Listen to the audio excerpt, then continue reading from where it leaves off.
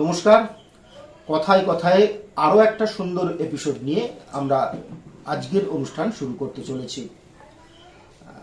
আজকে আমরা পেয়েছি এমন একজন মানুষকে যিনি আপনাদের অনেকের কাছেই পরিচিত। যারা সঙ্গীত ভালোবাসেন তাদের কাছে একটি, বিশেষত তরুণ প্রজন্মের কাছে একটি পরিচিত নাম, সৌরভ মণ্ডল। সৌরভকে পেয়েছি আমরা, তার কথা শুনবো। তার আগে একটু আপনাদের জানানো দরকার যে আমাদের এই কথায় কথায় তারাই অংশগ্রহণ করেন যারা জীবন যুদ্ধকে জয় করার লক্ষ্য নিয়ে বিভিন্ন বাধা অতিক্রম করে এগিয়ে চলেছেন। সৌরভ এমন একজন মানুষ, সেইভাবেই জীবনের প্রতিটি পদক্ষেপে তাকে লড়াই করে ওপরে উঠতে হচ্ছে। সৌরভ, তোমাকে স্বাগত কথায় কথায়। Thank you so much. আমরা শুরুতেই একটু জেনে নেব সৌরভের একদম প্রথম দিককার জীবনটা, কিভাবে তুমি লেখাপড়া এবং এই গানের জগতে এলে সেইটা যদি একটু। হ্যাঁ, আমি আসলে প্রথম থেকে ছোটবেলা থেকে যে মিউজিশিয়ান হব সেরকম কিছু ভাবিনি। প্রথমত আমি যখন ক্লাস 5-6-এ পড়ি সেই সময় থেকে একটা মিউজিকের প্রতি একটা প্যাশন আসতে শুরু করে যে আমাকে গান বাজনাটা করতে হবে বা এটা আমার বেশ পছন্দের। অ্যাকচুয়ালি ছোটবেলাতেই গান বাজনা মানে করতাম, মানে নিজে নিজে গান শুনে শুনে গাইতাম। তখন যারা গান শুনতেন অ্যাকচুয়ালি হয় না যে যারা হবার ছোট থেকে এদের শুনলে বোঝে যে আমাদের প্রবাবিলিটি আছে, পসিবিলিটি আছে। তো সেই সময় তো গান যখন গাইতাম তখন লোক হয়তো শুনে বলতো যে বাবাকে বলতো যে তোর ছেলেকে গান ফান শেখাতে দে, কিন্তু অ্যাকচুয়ালি হয় না, সামর্থ্য হয়ে ওঠেনি। আর তখন তারা ব্যাপারটা বুঝতে পারেনি আদৌ কি কন্টিনিউ করবে কি করবে না। তুমি স্কুলিংটা তোমার কোথায় হয়েছে? আমার স্কুলিংটা হচ্ছে গোবিন্দপুর বিবেকানন্দনগর হাই স্কুল। হ্যাঁ, তোমার বাড়ির কাছে? বাড়ির একদম পাশেই পড়ে। তো তারপর 5-6-এ যখন আসি তখন নিজে নিজে গান গাওয়া শুরু করি। তখনও কারোর সামর্থ্য হয়নি যে আমাকে গানে ভর্তি করবে। অ্যাকচুয়ালি ফিজটুকু যে অ্যাফোর্ড করা এটাও অনেকটা বড় ব্যাপার ছিল, টাফ ব্যাপার। কারণ যেখানে মানে স্ট্রাগল করে করে যেখানে মানে রুজি রুটি জোগাড় করতে যেখানে হিমশিম খেয়েছিলাম, বাবার সামর্থ্য ছিল না জোগাড় করার। বাবা কি কাজ করতেন? মানে বাবার অ্যাকচুয়ালি চায়ের দোকান, আমাদের গোবিন্দ বাজারে বাবার চায়ের দোকান রয়েছে, এখনো স্টিল আছে। তো সেখান থেকে হয়নি। তারপর যখন আস্তে আস্তে একটু বড় হই, দেন নিজের এফোর্টেই ক্লাস যখন 11-12 ক্রস করে যখন কলেজ লাইফে আসি তখন থেকে গান শেখাটা বেসিক্যালি শুরু করি। আর তখন থেকে মিউজিকটাকে গান বাজনাকে প্রফেশনালি নিয়ে নিই। এইভাবেই আসা গান বাজনা। তুমি গান কারোর কাছে শিখেছো? হ্যাঁ হ্যাঁ, আমার এখনো গুরুজি আছে। আমার গুরুজি বালু স্যার, বালু দত্ত, উনি যাদবপুরে থাকেন। তো আমি এখনো ওনার কাছে যাই, শিখি। বিগত 14 সালে আমি ভর্তি হয়েছি স্যারের কাছে। এখনো এই প্রায় 6-7 বছর 8 বছর কাছাকাছি হয়ে গেল স্যারের কাছে। তার আগে কি কারোর কাছে তালিম নিয়েছো? হ্যাঁ, তার আগে আমি মোটামুটি আরেকজনের কাছে শিখেছি, আমাদের গোবিন্দপুরে থাকেন বলরাম দেবনাথ। তো বলরাম দার কাছে আমি শিখেছি মোটামুটি 2-4 মাস হলো। তারপরে আমি স্যারের কাছে চলে যাই। স্যারের কাছে থেকে শেখা শুরু করি, আজকে প্রায় 7-8 বছরের উপর হয়ে গেছে। তো এইভাবেই গানের দুনিয়া আসা শুরু। তো শুনবো এক এক করে কিভাবে তুমি এগিয়ে গেলে শুনবো। তার আগে যদি একটু আমাদের দর্শকদের ছোট্ট একটা গান শোনাও। হ্যাঁ, নিশ্চয়ই।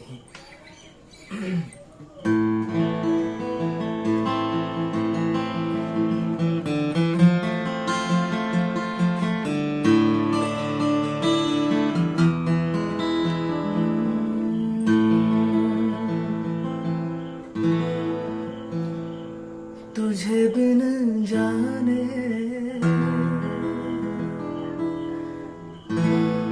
बिन पहचाने मैंने हृदय से लगाया, पर मेरे प्यार के बदले में तूने मुझको ये दिन दिखलाया। तेरी बेवफाई पे हंस जग सारा, गली गली हुज़ूर जिधर से जले मन तेरा भी किसी के मिलन को अनामिका तू भीतर से। मेरी भीगी भीगी सी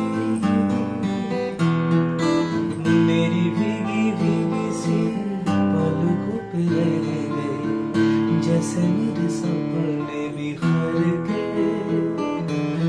जले मन तेरा भी किसी के मिलन को अनामिका तू भीतर से, मेरी भीगी भीगी से। গান তো শুরু করলে তুমি বালু স্যারের কাছে গেলে, কিন্তু পাশাপাশি পড়াটা কি তোমার এখানেই চলছিল? হ্যাঁ, পড়াটাই চলছিল এখানে। আমি প্রথমে এইচএস পাস করি, আমি মাধ্যমিক পাস করি বিবেকানন্দ হাই স্কুল থেকে, তারপর 11 and 12 পাস করি মিউনিসিপাল স্কুল থেকে, দেন আমি গ্র্যাজুয়েট হই শান্তিপুর কলেজ থেকে।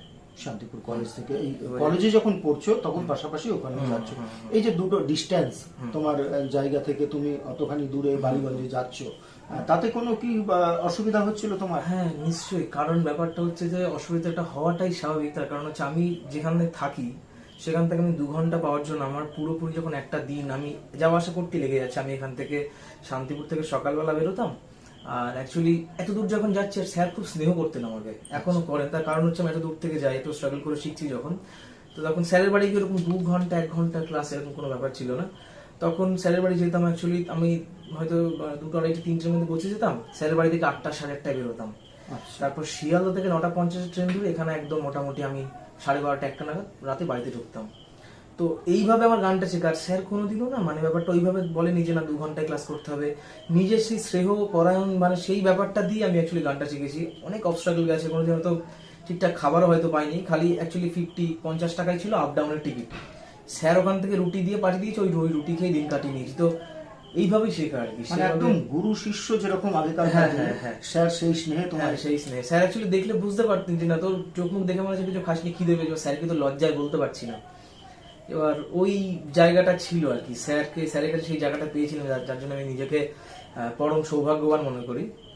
তো এইভাবেই শেখা, গান শেখা। তো এই আর কি একটা বিষয়, সেটা হচ্ছে তোমার তোমার বাবা তো চায়ের দোকান আছে, সেটা পুরো পরিবারটা তার উপরই নির্ভরশীল নাকি অন্য কোনো রোজগার? না, অন্য কোনো রোজগারের পথ নেই, ওটার উপরই পুরোপুরি ডিপেন্ডেন্ট। এখন আমি নিজে আমার নিজের স্কুল বানিয়েছি, আমি নিজে ক্লাস করাই, গান শেখাই নিজে, এই আর কি। তো এর উপরই চলছে এখনো। এই যে যখন তুমি গান শিখতে যেতে, যাতায়াতের একটা খরচ আছে, স্যারের মাইনে আছে, এগুলো তুমি কিভাবে টিউশনি করতে? হ্যাঁ, এবার এর পিছনে না একটা মজার ঘটনা আছে। আমি যদি মানে বলতে দেন তাহলে আমি যদি বলি। আচ্ছা, সেটা হচ্ছে এরকম যে আমি যখন প্রথম গান শিখবো বলে ডিসাইড করি, অ্যাকচুয়ালি সেই টাইমটা ছিল 2014 13 বা 14। তখন তো মানে হাতে কোনো কাজ বাজ কিছু ছিল না, অনেকটাই ছোট তখন। এবার তখন মাত্র সেকেন্ড ইয়ার পড়ছি 2014। এবার ফিস জোগাড় করতে হবে, কাছে পয়সা নেই, বা বাবার ক্ষমতা নেই যে বাবা স্যারের ওই ফিসটাকেও আমাকে অ্যাফোর্ড করবে। ইভেন যাওয়া আসা সেটা তো আলাদা ব্যাপার।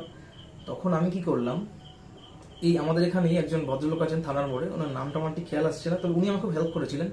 উনি আমাকে একটা তখন সিমের না ডকুমেন্টস এর কাজ হতো, আমাকে ওই কাজে উনি লাগিয়ে দিল। মাসিক মাইনা তখন মাসিক বেতন হচ্ছে 1000 টাকা। আচ্ছা, তো এই 1000 টাকা দিয়ে আমি কি হিসাব করলাম, 4 দিন যেতে আমার 100 টাকা করে খরচ, আর আমার বাকিটা আমি স্যারের ফিস হিসেবে আমি স্যারকে দিয়ে দেবো। তো ওইভাবে আমার গান শেখাটা শুরু। কিন্তু দেখলাম আলটিমেটলি আমি যখন ওইভাবে কাজ করতে করতে যখন আমি গান শেখা শুরু করলাম, কিন্তু যার জন্য আমি গান শিখছি আমাকে তো বাড়িতে প্র্যাকটিস করতে হবে, আর প্র্যাকটিস না করলে তো হবে না। আমি কাজ করে আমি সময় দিতে পারছি না, কাজটা বন্ধ হয়ে গেল। কাজটা বন্ধ হয়ে যাওয়ার পর তারপর আরেক জায়গার লোকের দোকানে কাজে লাগলাম, সেখানে হচ্ছে মেডিসিন রিপ্রেজেন্টেটিভের কাছে আমি সেলসে দোকানদার ওষুধ দিয়ে বেড়াতাম। তো এই কাজ করতে করতে করতে করতে এইভাবে শেখা। ওটা করতে করতে আবার আমি টিউশন করতে শুরু করি। আচ্ছা, টিউশন করতে করতে সেখান থেকে আর্নিংস এসে দেন সেখান থেকে আমার গান শেখা। বাড়িতে টিউশন নাকি? বাড়িতে টিউশন, লোকের বাড়ি যেতাম, ছাত্রছাত্রীদের বাড়িতে যেতাম। নিজের বন্ধুদেরই প্রথম শেখানো শুরু করি, নিজের 2 বন্ধু আছে, ওরা এখনো আছে, ওদের থেকে আমি টিউশন শুরু করি। আজকে 2015 সাল থেকে আমি শেখানো শুরু করি, আজকে দীর্ঘ 7 বছর হয়ে গেছে। তো এইভাবে করতে করতে এদিকে নিজে শিখছিও আর নিজে শেখাচ্ছি, এইভাবে করে করে এখন অব্দি এই চলছে আর কি। এই যে গিটার বাজাচ্ছ, গিটারও তোমার একদম সঙ্গী হয়ে গিয়েছে, এগুলো যুক্ত হলো কতদিন আগে? এগুলো যুক্ত হয়েছে ওই একই সময়, একদম সমসাময়িক ভাবেই। মানে আমি গান বাজনা গিটার বাজানোটা শুরু করেছিলাম। তো গিটার বাজানোটাও শুরুটা মানে এইভাবেই ছিল, নিজে নিজে ট্রাই করতে করতে একটু দেখিয়ে দিল।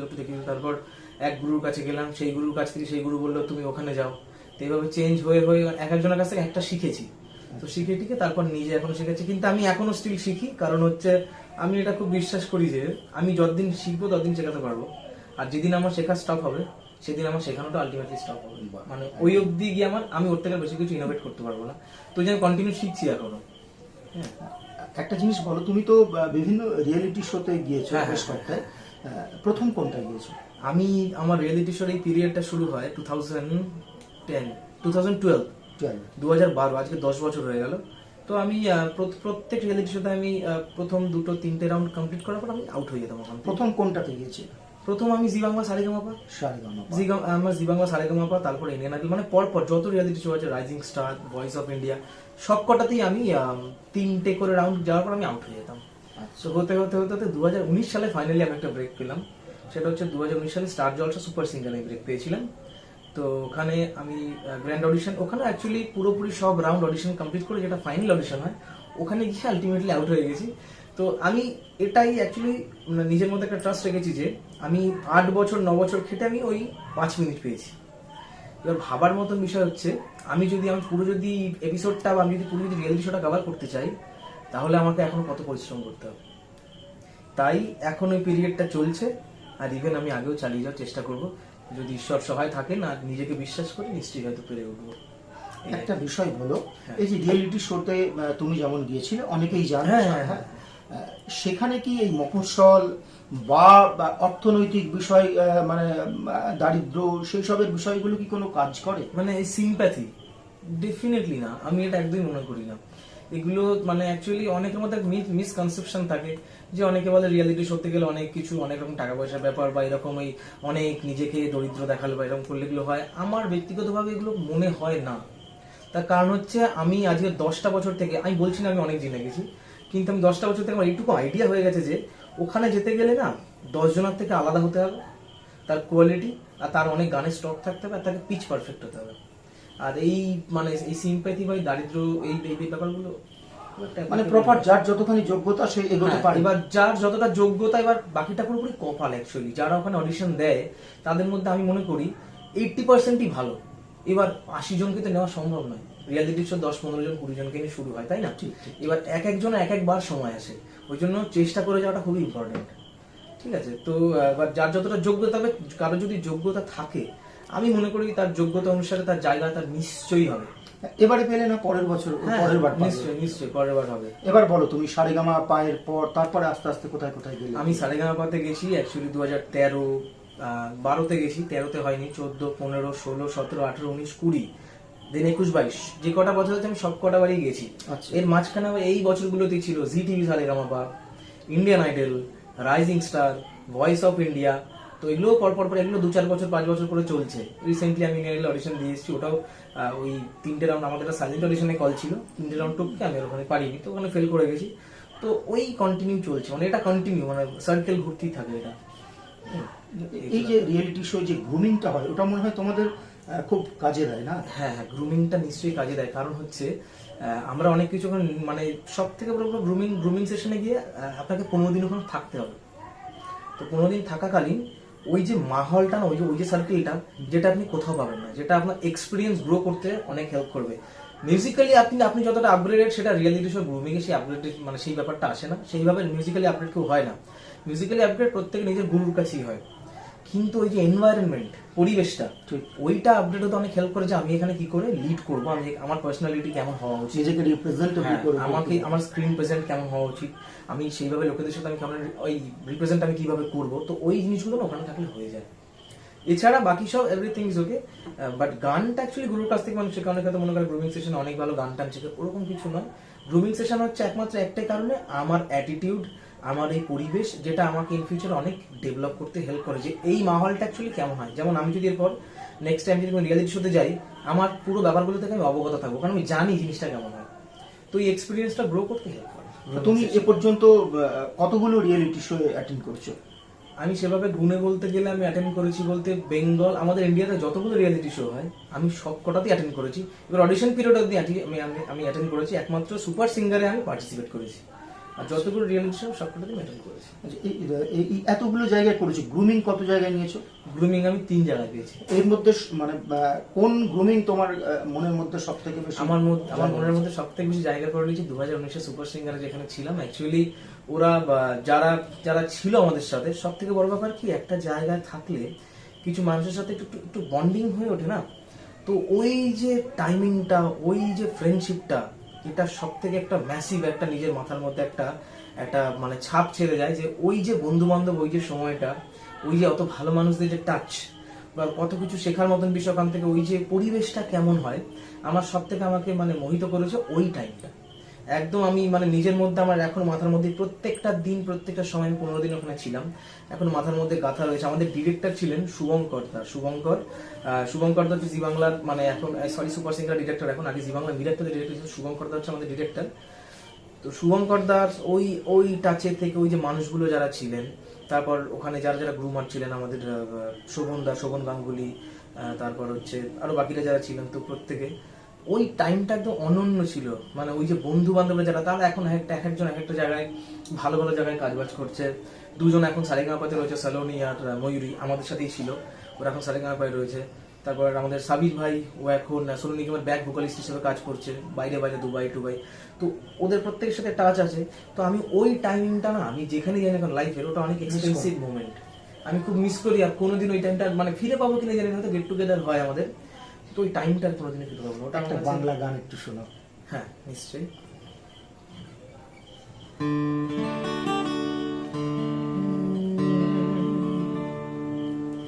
রাত আসে, রাত চলে যায় দূরে, সেই স্মৃতি ভুলতে কি আজ পারি? পুরানো দিন আছে মন জুড়ে, ভালোবাসা হয়েছে ভিখারি। ধূপকাঠি মন জলে একা একা তাই, সে তুমি নেই সাথে। সেই রাতে রাত ছিল পূর্ণিমা, রং ছিল ফাল্গুনি হাওয়াতে, সব ভালো লাগছিল চন্দ্রিমা, খুব কাছে তোমাকে পাওয়াতে।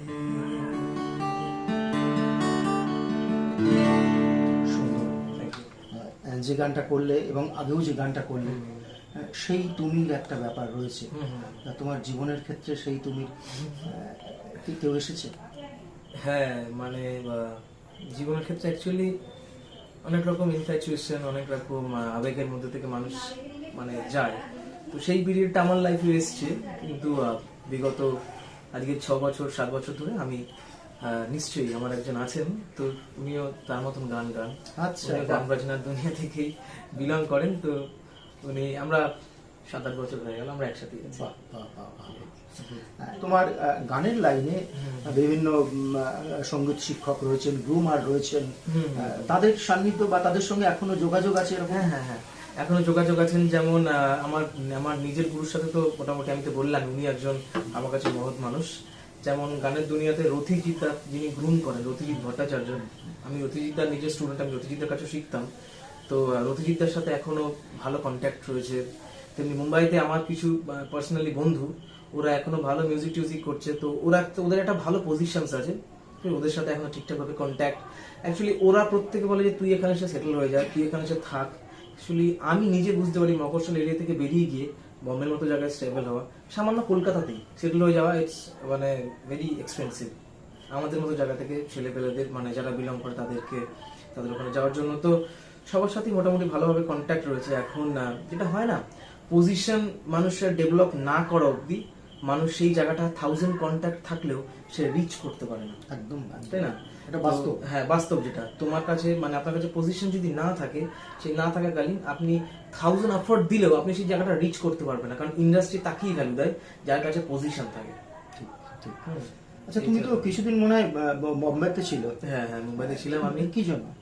আমি মোটামুটি একটা ছোট মিউজিক কোম্পানির জন্য, মিউজিক কোম্পানির ওদের সাথে কাজ করার জন্য, তাও দীর্ঘ আজ থেকে 2-3 বছর আগে। তো আমি ওদের ওখানে গেছিলাম কয়েকটা, ওরা কি হয় নতুন মুভি আসার আগে কয়েকটা যারা স্ট্রাগল করে গান বাজনা তাদের দিয়ে একটা ডেমো নিয়ে নেয়, যার সুইটেবল হবে তাকে ওখানে কাস্ট করে দেওয়া হয়। তো ওদের সাথে 2-3 বার কাজ করেছি, যদি ওগুলো ওদের প্রেফারেবল মনে হয়নি, অন্যান্য আর্টিস্ট ওখানে কাজ করেছে। তো ওখানে আমি একটা মিউজিক ইন্ডাস্ট্রিতে একটা ছোট একটা মিউজিক কোম্পানিতে আমি 2 মাসের জন্য আমি কাজ করেছিলাম ওখানে। দেন ওখানে ওদের স্যালারিড কাজ ছিল, করে দিয়ে বেরিয়ে চলে এসেছিলাম। আচ্ছা, এখন তুমি কি করছো? এখন আমি প্রফেশনালি একজন মিউজিশিয়ান, আমি গান গাই, গিটারটা বাজাই, গিটারটা শেখাই, গানটাও শেখাই তার পাশাপাশি।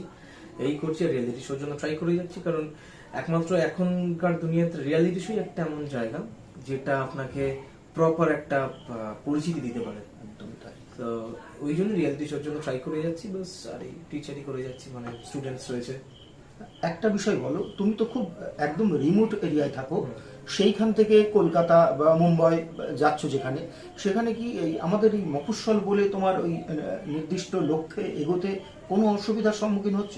অ্যাকচুয়ালি ডেফিনেটলি একটু অসুবিধার সম্মুখীন হওয়াটাই মানে পসিবল। আমি মনে করি এখানে না শুধু ট্যালেন্টটা কাফি নয়, নিজের কপালটাও সাথ দিতে হবে। ডেস্টিনি খুব ভ্যারি করে, আর তার পাশাপাশি ফাইন্যান্সিয়ালি স্ট্রং হওয়াটা খুব ইম্পর্টেন্ট। তো আমরা যখন এখান থেকে যাচ্ছি, আমরা 2-5 হাজার টাকা নিয়ে যাচ্ছি, ওখানে গিয়ে আলটিমেটলি পয়সা শেষ হয়ে যাচ্ছে। তো ওখানে যে একটা দিন স্টে করতে হবে সেটা নিয়ে আমাদের টেনশন করে আমাদের ঠিকঠাক ফিক্সড পয়সা নিয়ে যেতে হচ্ছে। পয়সাটা খুব ম্যাটার করে যায়। ফাইন্যান্সিয়াল ইস্যু, এটা আমার বলতে কোনো লজ্জা নেই।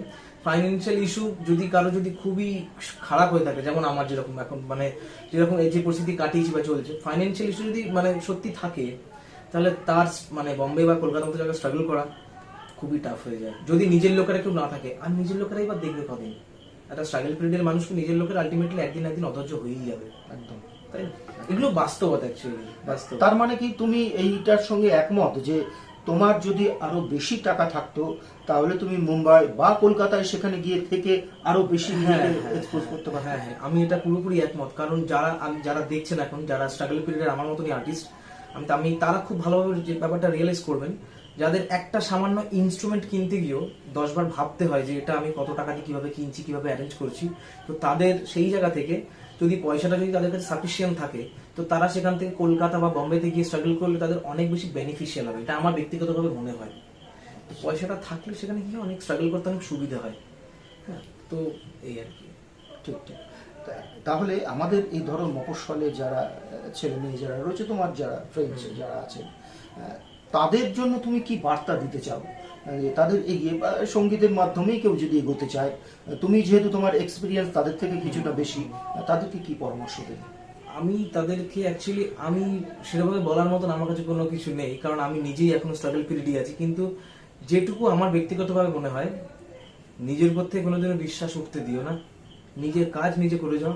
নিজের যে পরিস্থিতিতে নিজেকে রাখো না কেন, পরিস্থিতি তোমার যদি সাথ যদি নাও দেয়, তোমার যদি সঙ্গ না দেয়, বাবা মাকে ভরসা করেছিল, বাবা মাও যদি সাথ না দেয়, নিজেকে নিজে ভরসা করো, নিজের কাজ নিয়ে এগিয়ে যাও। তুমি একদিন সফল হবেই, যাতে তোমার পকেটে টাকা থাকুক বা না থাকুক। শুধুমাত্র কাজটা করাটা একদম বাঞ্ছনীয়, কাজটা করা সব থেকে বেশি ইম্পর্টেন্ট। আর্টিস্ট হতে গেলে 3টা জিনিস লাগে: সঠিক সময় প্র্যাকটিস, সঠিক গুরু, আর সঠিক সময় সঠিক সুযোগ। তুমি যদি তোমার কাজে যদি অটল থাকো, তুমি যদি সৎ মানুষ হও, মিউজিশিয়ান হতে গেলে সৎ হতে হয়, তাহলে তুমি তোমার লক্ষ্যে অবশ্যই পৌঁছবে। সে বিষয়ে কোনো রকম সন্দেহ নেই। আর আমি নিজেকে বিশ্বাস করি, বাকিটা দেখা যাবে। কিন্তু সবার জন্য এটাই বার্তা যে নিজের কাজ করে যাও, দ্যাটস ইট। এই প্র্যাকটিসের কথা বললে, তুমি দৈনিক প্র্যাকটিস কেমন, কতক্ষণ করে করো? আমার দৈনিক প্র্যাকটিস বলতে এখন সেভাবে কাজের চাপে সেভাবে হয়ে ওঠে না, কিন্তু যতক্ষণ আমি সময় পাই, আমার দিনে মোটামুটি 3 থেকে 3.5 ঘন্টা আমি আমার গান বাজানোর জন্য আমি আলাদা করে রেখে দিই। সেই টাইমটা আমাকে কেউ ডিস্টার্বও করে না, আর আমি কারোর জন্য রেখে, ওই টাইমটা একমাত্র আমার। সেটা কখন? সেটা হচ্ছে একমাত্র আমি অ্যাকচুয়ালি ভাগ করে নিই। সকালে 1 ঘন্টা 1.5 ঘন্টা নিয়ে নিই, দুপুরে একটু খেয়ে দিয়ে রেস্ট করার পর 1 ঘন্টা 1.5 ঘন্টা নিয়ে নিই, রাতে 1 ঘন্টা 1.5 ঘন্টা, মোটামুটি 3 থেকে 4 ঘন্টা দিনের মধ্যে আমার হয়ে যায়। ফাংশন করো এখন? ফাংশনস বলতে আমি শোজ করি নিজের মতন, একটু অ্যারেঞ্জ করে, একটু মানে যেগুলো একটুখানি যে শোজ, আমি খারাপ বলছি, যেগুলো একটু ক্লাস রয়েছে, যেখানে সেরকম কোনো ডিমান্ড থাকে না, ভালো গান বাজনার সোর্স যদি হয়, সেরকম শোজ আমি করি। তাছাড়া যেভাবে ওই একমাত্র পয়সা ইনকামের জন্যই হয় না, যে আমি কি বলতে চাইছি আপনি বুঝতে পারছেন, যে ওরকম ধরনের গান বাজনা যে নাচা ফাচা, মানে মানে সে একদম গ্রাউন্ড লেভেলের ওরকম নয়।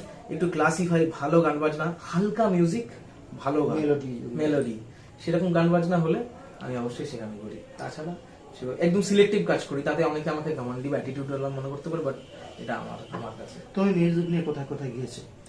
আমি গান বাজনা মানে শোজ কোথায় করেছি আপ টু, আমি এখনো অবধি দেশের বাইরে তো যেতে পারিনি, দেশের মধ্যেই করেছি। বিহার করেছি, মানে এভরি স্টেট, মোটামুটি যতগুলো স্টেট হয়, বম্বেতে করেছি, হরিয়ানাতে করেছি, পাঞ্জাবে করেছি, তারপর হচ্ছে আপনার চণ্ডীগড়ের সাইডে আমরা তো পরপর আমাদের গত বছরের শো ছিল। তো মোটামুটি ইন্ডিয়ার মধ্যে যতগুলো জায়গা, আমাদের সিমলাতে শো করেছি আমরা। আচ্ছা, হ্যাঁ, আমাদের এই শো ছিল। মানে এই শোগুলো কি উপলক্ষে? এই শোগুলো অ্যাকচুয়ালি ওখানকার কিছু কালচারাল, এক একটা জায়গায় কালচারাল অনুষ্ঠান উপলক্ষে আমরা ওখান থেকে, যে আমাদের একটা আমাদের একজন ম্যানেজার রয়েছেন, তো উনি শোজ গুলো কালেক্ট করে আমাদের প্রোভাইড করেন, তো আমরা সেভাবে তুমি কোনো ব্যান্ডের সঙ্গে যুক্ত আছো? হ্যাঁ, আমার নিজেরই একটা ব্যান্ড আছে অ্যাকোয়াস্টিক, দুটো ব্যান্ড আছে, একটা অ্যাকোয়াস্টিক ইভেল আর একটা হচ্ছে ইউফোনিক্স বলে। তো আমরা দুটো ব্যান্ডেরই আমরা কাজ করি, একটা হার্ড মেটাল আর একটা সফট অ্যাকোয়াস্টিক। আচ্ছা আচ্ছা, হ্যাঁ। মানে তার ম্যানেজাররা যোগাযোগটা করে? হ্যাঁ, ম্যানেজাররা যোগাযোগ করেন, তো আমরা সেইভাবে শো করি একদম প্রফেশনালি। শ্রোতা হিসেবে কোন স্টেটের তোমার সব থেকে ভালো মনে হয়েছে? এখনো অব্দি শ্রোতা হিসেবে আমি মানে মিথ্যা কথা বলছি না, সত্যি কথা বলি, সব জায়গাতেই ভালো। ব্যাপারটা হচ্ছে আপনি যেখানে যাবেন আপনার সেইখানকার যদি আপনি আঞ্চলিক ভাষায় গান গাইতে পারেন তবেই আপনাকে পাবলিক অ্যাকসেপ্ট করবে, নাহলে খুব কম মানুষ হচ্ছে অ্যাকসেপ্ট করার মতো। তবে বাংলাটা মানুষ সব জায়গায় ভালোবাসে। বেঙ্গলের মানুষের যে মিউজিকের প্রতি ক্রেজ সেটা আর কোথাও নেই, এটা এটা একদম বাস্তব কথা বলছি। এটা আমি বেঙ্গলে থাকি বলে বলছি, বাট বেঙ্গলের মানুষের মানে সুর পিচ মানে ভালো গান বাজনা পরিচিতি একমাত্র বেঙ্গলেই পাওয়া যায়। তো বেঙ্গলের মানুষের সেই ক্রেজটা একমাত্র বেঙ্গলি বেস্ট যে ব্যাপার। একটা তোমার ভালো লাগার গান একটা করো। আচ্ছা, আমি একটা ফোক গান গাইবো।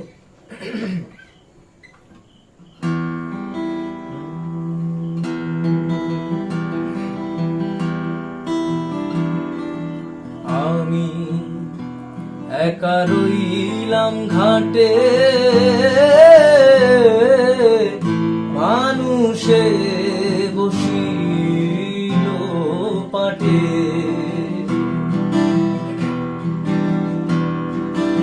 আমি একা রইলাম ঘাটে, মানুষে বসিল পাটে, আমি তোমা বিনা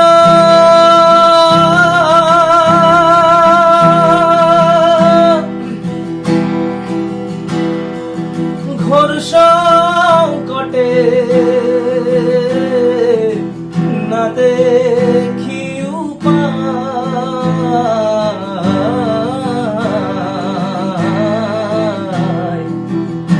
পারে লয়ে যাও আমায়, পারে লয়ে যাও আমায়, আমি অপার একটু কাটুন, একটু জল নিয়ে নিয়ে গানটা আবার স্টার্ট।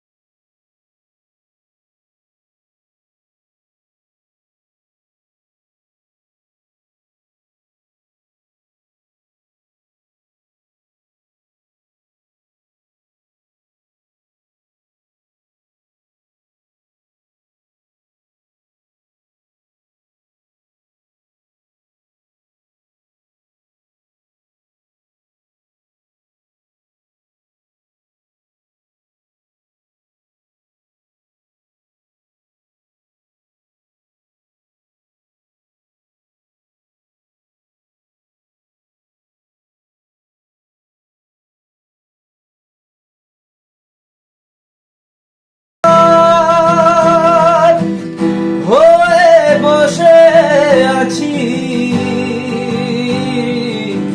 ওহে দয়াময়,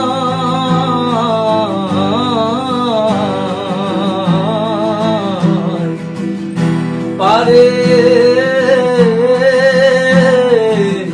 লয়ে যাও আমায়, পারে লয়ে যাও আমায়।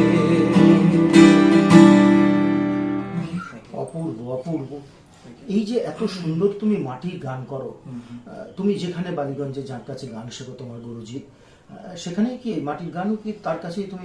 অ্যাকচুয়ালি এই ফোক মিউজিক বা একদম আমাদের বাংলা মাটির গান যেটা, সেটা অ্যাকচুয়ালি আমার সেভাবে কোনো মাটির গানে সেরকম শিক্ষা নেই। আমি নিজে যেটুকু জানি আর তারপর যেটুকু শুনি, তারপর আমি স্যারকে গিয়ে দেখাই, স্যার আমরা অ্যাকচুয়ালি এই ধরনের গান গাই না, মাটির গান অ্যাকচুয়ালি আমার জনারটা একটুখানি বলিউড মেলোডি এরকম ধরনের গান। তো মাটির গান যেটুকু অ্যাকচুয়ালি এসেন্সটা মানে স্যারের কাছে গিয়ে বলার চেষ্টা করি যে স্যার আমি এটা কিভাবে গাইবো, তখন স্যার বলেন যে না তুমি এটাকে এইভাবে ডেলিভার করো, তাহলে দেখবে এটা চলে আসবে।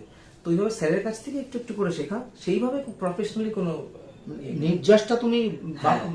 গ্রাম বাংলায় ঘুরে ঘুরে? হ্যাঁ হ্যাঁ হ্যাঁ, এসেন্সটা অ্যাকচুয়ালি যারা ফোক গে তাদের সাথে থেকে থেকে ওরা কিভাবে গায়, ওদের ধরনটা কি, কারণ কি যারা বাংলা ফোক মিউজিক থেকে বিলং করে তাদের ব্যাপারটাই সবার থেকে একদম আলাদা, ডিফারেন্ট, ওই জন্য তাদের বাউল বলা হয়। একদম। তো ওইভাবে থেকে থেকে ওদের কাছে এসেন্সটা নিয়ে যেটুকু আমি চেষ্টা করি সেটুকু আমি মানে যেটুকু আমার দ্বারা হয় সেটুকু ডেলিভার করি। আর একটা বিষয় বলো, এই যে বিভিন্ন তোমার গুরুজি রয়েছেন যাদের কাছে গান শেখো বা অন্যান্য জায়গায় যাও, মফস্বল থেকে যাও, এইসব ক্ষেত্রে কোনো অসুবিধা বা তুমি দূরের বলে বা তোমার হয়তো অর্থনৈতিক ভিত্তিটা জোরদার নয় বলে আলাদা কোনো ট্রিট তোমায় কেউ করেছে সেইভাবে? হ্যাঁ, এটা হয়েছে, আমি মিথ্যা কথা বলবো না, অ্যাকচুয়ালি গুরুর নামে কেউ মিথ্যা কথা বলে না। তো একবার এক গুরু, আমি ওনার নাম নিতে চাইছি না, আমি বাস বলছি। তো অ্যাকচুয়ালি যখন লকডাউন পিরিয়ডটা ছিল, তো তখন আমি অ্যাকচুয়ালি তার কাছে শিখতাম। তো একটুখানি কিছু নতুন নতুন কিছু ইনোভেট করার মতন, উনি অন্য একজন মানুষ, কিছু ইনোভেট করার মতন আমি কিছু জিনিসপত্র শিখতাম, কি করে গিটারের কর্ডসগুলো মডিফাই করা যায়, কি করে কর্ডসগুলো আরো বেশি মেলোডিয়াস করা যায়। তো খুব সম্মান করতাম, শ্রদ্ধা করতাম, ভালোবাসতাম, ইভেন এখন আমি করি। তো ওই টাইমটা চলাকালীন তো আমার কাছে নিজের কাছে কোনো কাজ নেই, বাবার কাছে তো চাইতে পারছি না, একটা 26-27 বছর 28 বছরের ছেলে, বাবার কাছে বাবা ফিস দাও, ফিসের টাকা দাও, আমি ইয়েতে যাব, ক্লাসে যাব। বাবার হয়তো সেই সামর্থ্য হ্যাঁ, তখন হ্যাঁ। নেই। হ্যাঁ হ্যাঁ, এবার আমি বলে নি, আমি যার কাছে গান শিখছি যাদবপুর উনি নয়, অন্য একজন মানুষ আমাদের এখানেই থাকেন, উনি একটু দূরে আমাদের এখান থেকে।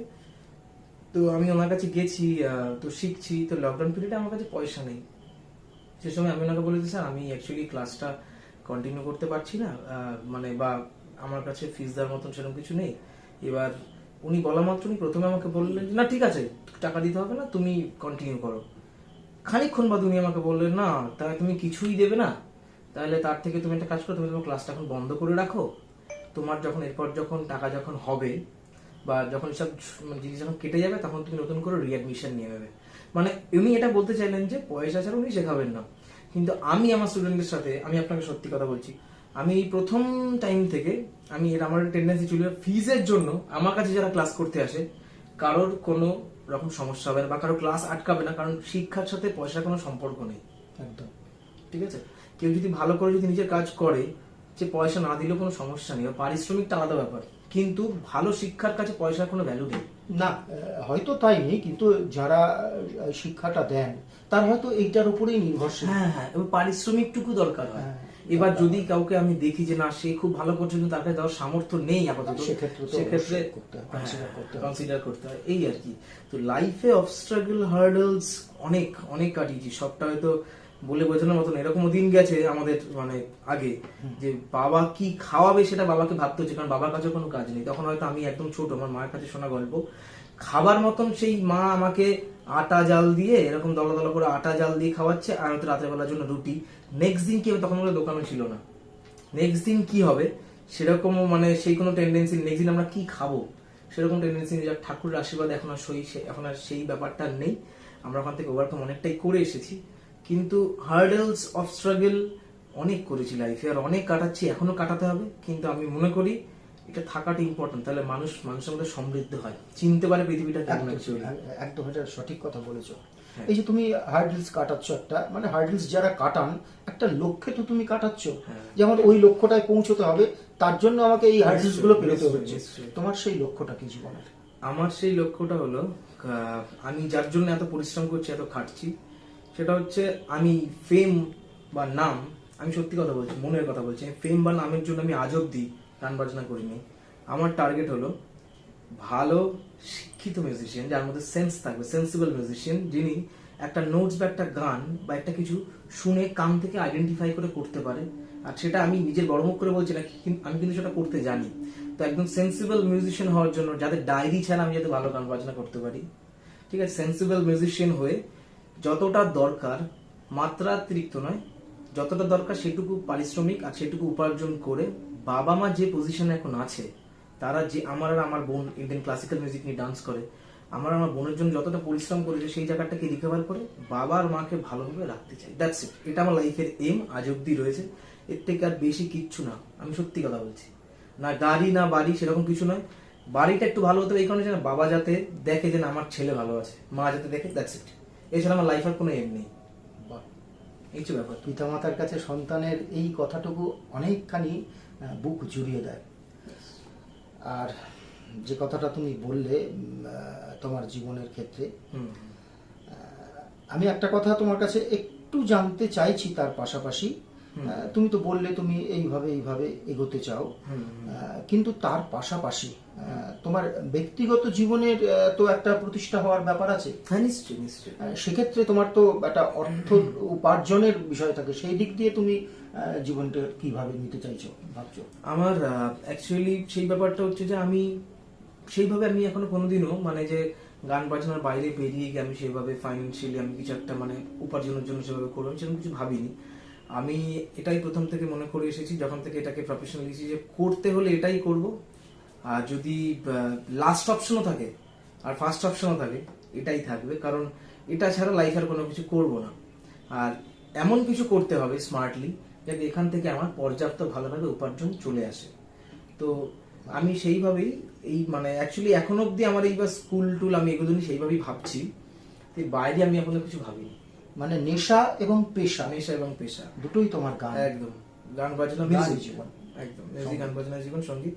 তো মানে যেটা আমার করতে ভালো লাগে সেটাকে আমি আমার প্রফেশন বানিয়ে নিয়েছি। কারণ নইলে আমি আজ থেকে 50-60 বছর পর যদি যখন কোনো হসপিটালে বা কোনো হাসপাতালে যখন বয়স হবে, যখন পড়ে থাকবো, তখন ওই আফসোসটুকু যাতে না করতে হয় যে কাজ যদি গান বাজনা করতাম তাহলে হয়তো আরো অনেক বেহতার জিন্দগি হতো, ওই আফসোসটুকু যাতে না হয়। কারণ পয়সা যেটুকু উপার্জন করে সেটুকু ঠিক আমার নিজের প্রতি বিশেষ আমি করেই নেব, কিন্তু যেটা ভালো লাগা সেটা করাটা আমার কাছে বেশি ইম্পর্টেন্ট। পয়সার জন্য ছোট নয়, পয়সা তোমার পেছনে ছুটবে, নিজেকে সেই জায়গায় পৌঁছাবে। হ্যাঁ, একদম একদম। তুমি এগিয়ে চলো। আমরা শেষ করবো, আরেকটা গান শোনাতেই হবে। আচ্ছা, নিশ্চয়ই নিশ্চয়ই। আরেকটা গান শুনে আমরা শেষ করবো। নিশ্চয়ই। আর একটা মাটির গানই গাই লোকেশন। হ্যাঁ, একদম।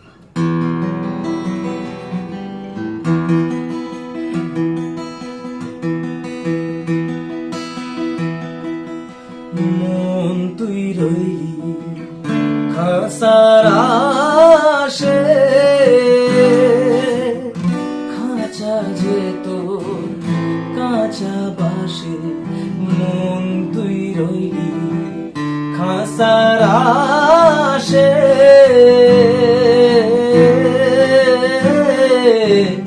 খাঁচা যে তোর কাঁচা বাসে, কোন দিন খাঁচা পড়বে খসে, কোন দিন খাঁচা পড়বে খসে, ফকির লালন ভেবে কয় কেমনে আসে যায়, খাঁচার ভেতর অচিন পাখি কেমনে আসে যায়, তারে ধরতে পারলে মনো বেরি, ধরতে পারলে মনো বেরি দিতাম পাখির পায় কেমনে আসে যায়, খাঁচার ভেতর অচিন পাখি কেমনে আসে যায়, খাঁচার ভেতর অচিন পাখি কেমনে আসে যায়। Thank you. জুড়িয়ে গেল। তো আমরা সৌরভের সঙ্গে ছিলাম, সৌরভ মণ্ডল।